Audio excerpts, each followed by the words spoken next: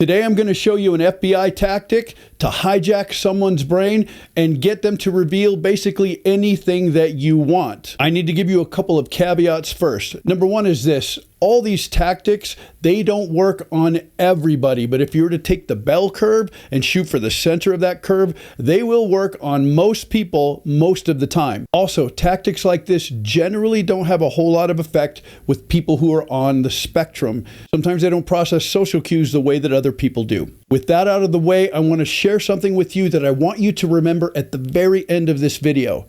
That is that you must have an end goal in mind, i.e., you must be looking for something specific. Another caveat that you need to understand when it comes to psychology is that the person who speaks less, speaks more slowly, and asks the questions is generally the person who is in control of the situation. To go a little bit deeper, every human being has what are called mirror neurons in your brain. It's kind of like the monkey see, monkey do thing. So when we witness something or when we are talking to somebody and they do something, we tend to mimic that. You can try this anytime that you would like. You can stroke your face maybe, and you'll notice that the person talking to you might touch their face as well. You can look down at your watch or maybe grab your phone and look at it. You'll notice within a few seconds, they'll be doing the same thing. This is called physical mirroring. But today we're going to be using what's called emotional mirroring. The reason is that if you emotionally mirror somebody else, they will feel a very deep connection with you. And if you can get them to mirror you emotionally,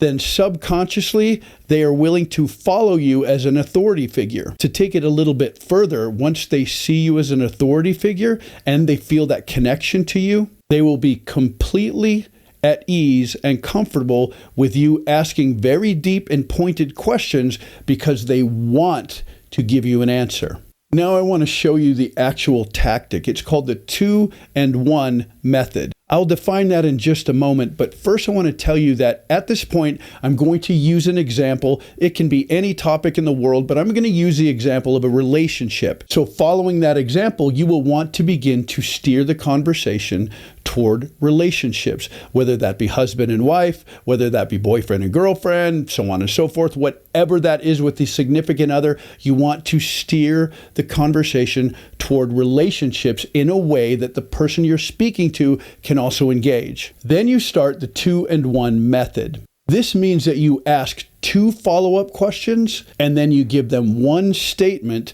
of agreement or affirmation. So back to our relationship idea. One of the questions could be, how long have you been with this person? Or how long have you known this person? Another question could be, where did you meet them? When they answer the second question, let's say for an example, they tell you, I met this person at the county fair. Then you immediately go to the statement of agreement or affirmation. You may want to say something like, that's really interesting because I love the county fair. I love the smells, the sounds of it. And as a matter of fact, my significant other and I actually also met at the county fair.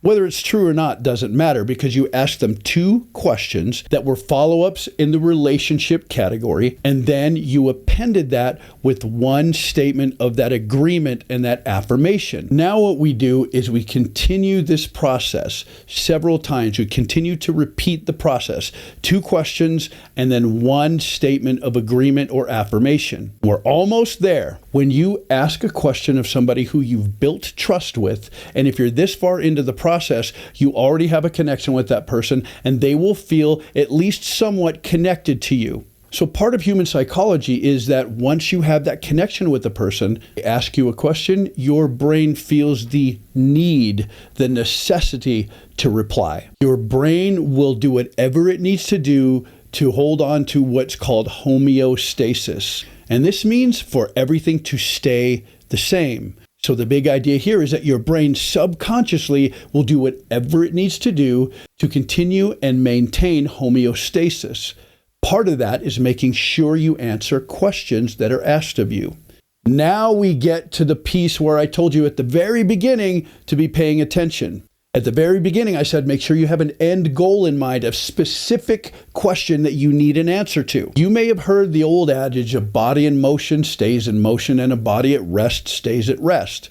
This is true. Psychologically, when you've been answering questions, no matter what they were, you want to continue answering questions. Again, homeostasis, maintaining that relationship to not get thrown out of the tribe, maintaining that trust and that vulnerability. So at this point, you will be able to sense when you're at the point that they are the most vulnerable. This can take anywhere from 10 minutes to an hour, depending on the person. Now you ask the question that we started with at the very beginning of this video. And it can be anything. Between 90 and 95% of the time, you will get an accurate, truthful answer, even if this person never wanted to share this answer with anyone. So using the emotional mirroring and the 2-in-1 method, you will have hijacked their brain, and now they will tell you the answer to almost anything that you ask them.